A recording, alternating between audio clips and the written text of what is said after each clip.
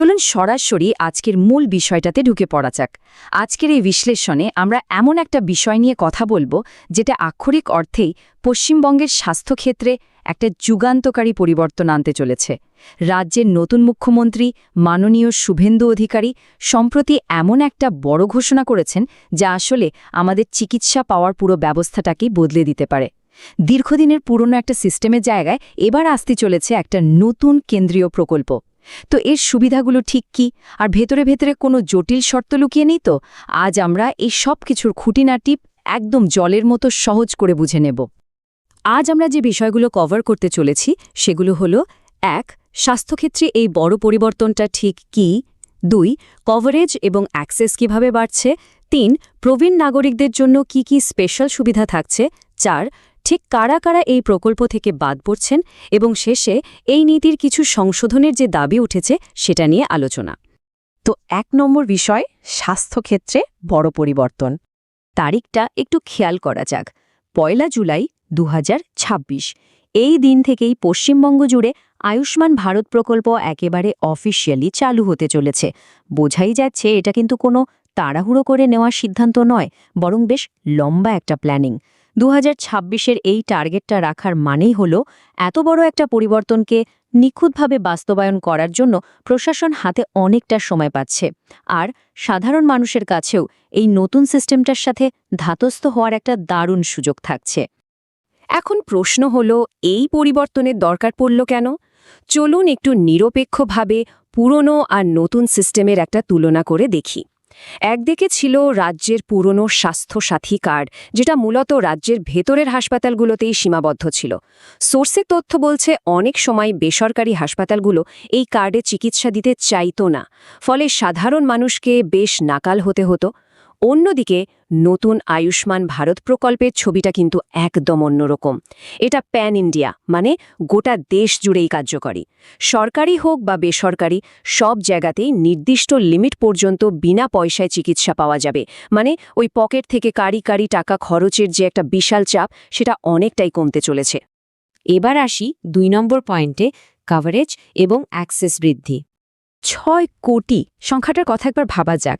এই পরিবর্তনের স্কেলটা ঠিক কতটা বড় সেটা এই একটা সংখ্যা থেকেই পরিষ্কার। বর্তমানে স্বাস্থ্যসাথী কার্ডের আন্ডারে থাকা প্রায় ৬ কোটি মানুষকে সোজা আয়ুষ্মান ভারত প্রকল্পে ট্রান্সফার করার কথা বলা হয়েছে। একটা রাজ্যের স্বাস্থ্য ব্যবস্থায় একসাথে এত বিপুল সংখ্যক মানুষকে নতুন একটা স্ট্রাকচারে নিয়ে আসা, সত্যি বলতে এটা লজিস্টিক্যালি একটা বিরাট বড় চ্যালেঞ্জ আর ঐতিহাসিক একটা পদক্ষেপ। আচ্ছা, এই ৬ কোটি মানুষের জন্য অ্যাক্সেস বাড়ার মানেটা আসলে কি? আগে তো উন্নত চিকিৎসার জন্য মানুষকে অনেক কাঠখড় পোড়াতে হতো, কিন্তু এখন চিকিৎসার প্রয়োজনে যে কেউ চাইলে সোজা দক্ষিণ ভারত বা উত্তর ভারতের যে কোনো প্রান্তে চলে যেতে পারবেন। চেন্নাইয়ের সিএমসি বা অ্যাপোলোর মতো একদম প্রথম সারির হাসপাতালগুলোতেও কিন্তু বিনামূল্যে চিকিৎসার সুযোগ থাকছে। এর মানে হলো কোনো জটিল রোগের ক্ষেত্রে আর শুধু লোকাল পরিকাঠামোর উপর ভরসা করে বসে থাকতে হবে না। ৩ নম্বর বিষয়টা হলো প্রবীণ নাগরিকদের জন্য সুবিধা। প্রবীণদের জন্য আর্থিক হিসেবটা চলুন একটু সোজা করে বুঝে নিই।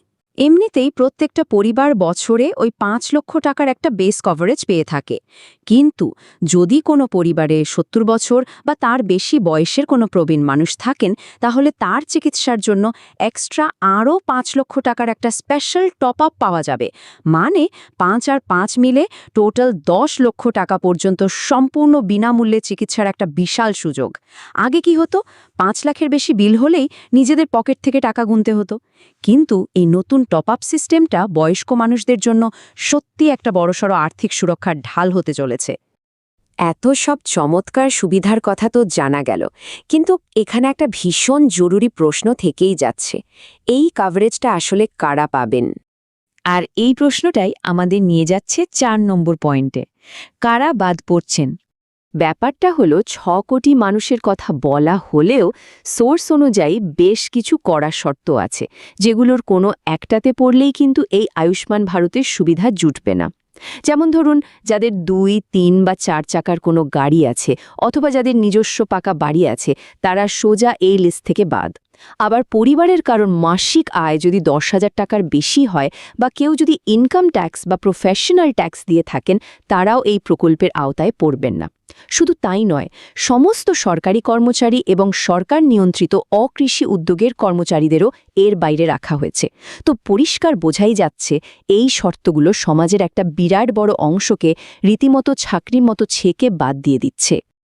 আমাদের আজকের শেষ পয়েন্ট 5 নম্বর, নীতি সংশোধনের দাবি।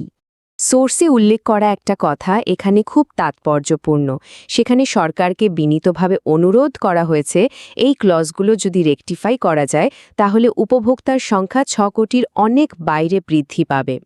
অর্থাৎ 2026-এ এটা ফাইনালি চালু হওয়ার আগে এই কড়াকড়িগুলো যদি একটু শিথিল করা হয় বা কিছু শর্ত যদি বাদ দেওয়া যায়, তাহলে শুধু ওই 6 কোটি নয়, বরং আরও অনেক বেশি সংখ্যক সাধারণ মানুষ এই স্বাস্থ্য বিপ্লবের সুবিধাটা নিতে পারবেন।